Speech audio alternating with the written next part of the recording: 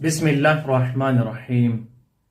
عید غدیر خم جس کا اعلان 18 ذی الحجہ اور 10 ہجری کو رسول اکرم صلی اللہ علیہ وآلہ وسلم نے خدا کے حکم سے اعلان فرمایا تھا۔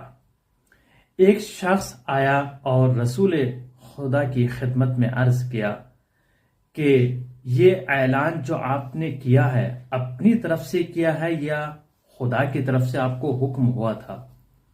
رسول اکرم صلی اللہ علیہ وآلہ وسلم نے فرمایا، یہ جو میں نے اعلان ولایت و خلافت کیا ہے یہ میں نے اپنی طرف سے نہیں کیا ہے بلکہ اللہ کا حکم تھا تو میں نے اعلان کر دیا۔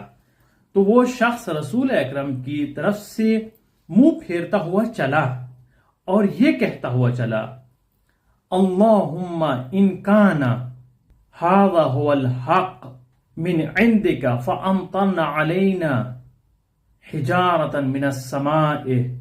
اے اللہ، اگر تیرا حکم تھا تو ہمارے اوپر عذاب نازل کر دے۔ جیسے ہی اس نے یہ جملے کہے خداوند عالم نے فوراً اس کے اوپر عذاب نازل کر دیا، پتھر کو برسا دیا اور وہ وہاں پر نابود ہو گیا۔ اس شخص کا نام تاریخ نے حارث بیان کیا ہے، جس کا مختلف نام ذکر کیا گیا ہے۔ نعمان بن حارث یا حارث بن نعمان فہری بیان کیا جاتا ہے، اور وہاں پر آیہ کریمہ سورہ معارج کی یہ پہلی آیت سأل سائل بعذاب واقع، یہ آیت وہاں پر نازل ہوئی۔ اس پیغام کو دوسروں تک ضرور پہنچائیے گا اور ہمارے چینل کو شیئر اور سبسکرائب ضرور کریں۔